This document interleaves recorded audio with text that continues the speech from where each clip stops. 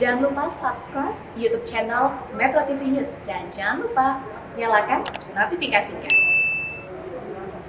Di tengah meningkatnya ketegangan dengan Rusia, pemerintah kota Lviv di Ukraina Barat menggelar pelatihan militer dan pertolongan pertama bagi karyawan dewan kotanya. Pemirsa, sejumlah pegawai negeri sipil dibawa keluar dari balai kota ke lapangan tembak bersalju dan diberikan pelatihan mengenai cara menembakkan senapan. Wali kota Lviv, Andriy Sadovi, menyatakan pelatihan ini harus menjadi rutinitas ketika ancaman perang berlanjut. Pemerintah kota akan menggelar pelatihan bagi anak-anak sekolah dan mahasiswa. Kota Lviv terletak di ujung barat Ukraina, sementara Rusia telah mengumpulkan sekitar 100.000 tentara di perbatasan di wilayah timur Ukraina.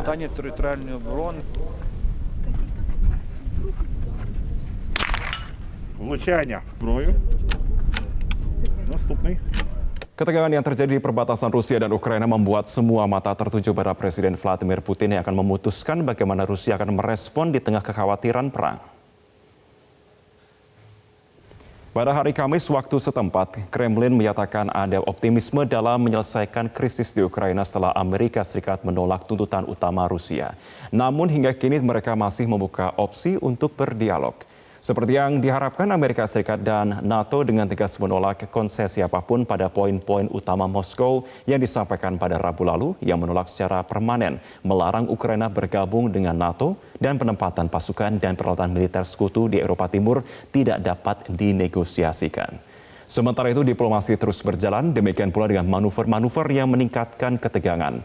Rusia telah meluncurkan serangkaian latihan militer yang melibatkan unit infanteri dan artileri bermotor di Rusia Barat Daya, pesawat tempur di Kaliningrad di Laut Baltik, puluhan kapal perang di Laut Hitam dan Kutub Utara, serta jet tempur, serta pasukan terjun payung Rusia di Belarusia.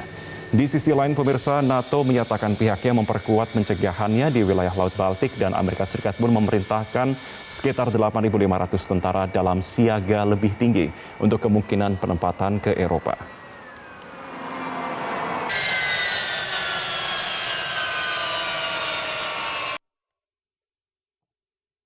Dan untuk mengonfirmasi bagaimana kondisi politik luar negeri di Rusia, kita terhubung bersama dengan Duta Besar Luar Biasa Berkuasa Penuh RI untuk Rusia, Jose Antonio Tavares. Pak Jose, selamat siang waktu Indonesia. Selamat pagi waktu Moskow. Iya, Pak Jose, kami konfirmasi. Sejumlah negara memulangkan staf kedutaannya. Bagaimana dengan KBRI Rusia, Pak? Sebenarnya kalau kami amatin di sini, sangat mungkin hampir tidak ada yang memulangkan. Kami dengar bahwa Amerika Serikat itu berdasarkan upaya resiprokal antara Amerika Serikat dengan Rusia. Tapi yang lain-lainnya tidak ada yang memulangkan staf perwakilannya. Oke, sampai dengan saat ini Pak Jose bisa kami konfirmasi bagaimana situasi ketegangan ini? Apakah memengaruhi keamanan nasional di Rusia? Sejauh ini tidak mempengaruhi. Jadi kehidupan berjalan normal, ya, tidak ada kejadian signifikan yang mempengaruhi kehidupan masyarakat di Rusia. Kehidupan berjalan normal seperti biasa. Oke, kami konfirmasi Pak, berapa banyak WNI yang berada di Rusia dan adakah yang menetap di wilayah perbatasan Rusia dan Ukraina, Pak? Ya, warga negara Indonesia di Rusia ada 1.147 dan di perbatasan Rusia dan Ukraina ada 36 warga Indonesia. Lebih banyak mahasiswanya 35 orang dan satu warga yang kawin campur dengan orang Rusia. Jadi ada di kota Rostov dan Belgorod, itu sekitar 700 km dari Moskow. Oke, dan bagaimana? Di Rostov ada sekitar 1.000 km lah dari sini. Oke, Pak Jose, kemudian bagaimana Pak komunikasi yang dilakukan kepada mereka? Apakah mereka mengatakan kondisi masih cukup kondusif di sana? Kondisi masih kondusif, mereka pergi kuliah seperti biasa, ya. Kehidupan berjalan normal seperti biasa, tidak seperti kebanyakan berita mengenai situasi sangat genting. Jadi tidak ada kondisi yang sejauh ini menimbulkan kepanikan di masyarakat. masih terus berjalan seperti biasa. Kami juga berkontak dengan para mahasiswa di sana, para WNI di sana secara informal. Jadi kita tidak menghimbau melalui surat edaran atau apa, karena sejauh ini saya pantau tidak ada perwakilan yang melakukan himbauan yang terbuka kepada masyarakatnya.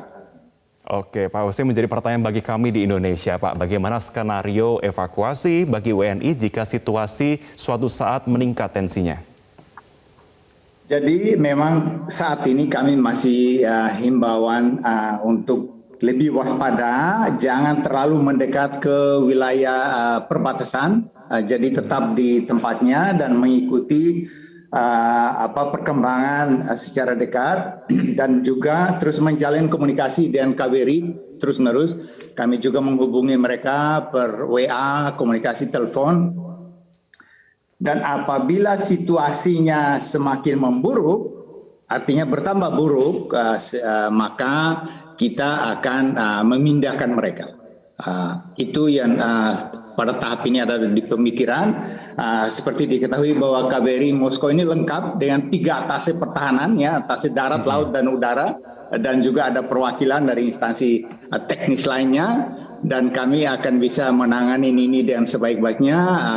Saat ini masih secara internal di KBRI kita melihat antisipasi apa yang terbaik untuk menyelamatkan warga kita apabila situasi memburuk. Oke, Pak Husin, bagaimana dengan pemerintah Rusia sendiri yang memberikan komunikasi kepada sejumlah duta besar yang ada di Rusia? Bagaimana jaminan keamanan yang akan mereka berikan tentunya bagi warga-warga yang ada di Rusia? Belum ada komunikasi seperti itu, ya. Jadi kehidupan di Moskow apalagi tenang-tenang aja seperti tidak ada apa-apa.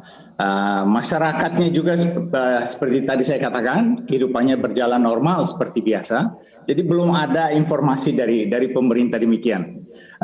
Karena kita sedang berbicara tentang Rusia, satu negara yang sangat besar dengan kemampuan nuklir terbanyak di dunia. Ya, 6.375 hulu ledak nuklir. Bayangkan kekuatannya dari aspek militer, ya. Jadi di Moskow itu tenang, dan ini sembari seperti joke aja, ya. Apabila di Moskow ini kami mengevakuasi, maka bisa dibayangkan apakah tidak semua kota di Eropa ini harus dievakuasi. Oke, baik. Baik, terima kasih untuk konfirmasinya dan update perkembangan kondisi di sana. Duta Besar Luar Biasa Berkuasa Penuh RI untuk Rusia, Jose Antonio Tavares, sudah bergabung bersama kami dalam program Metro Siang. Selamat pagi waktu Rusia, Pak Jose, terima kasih.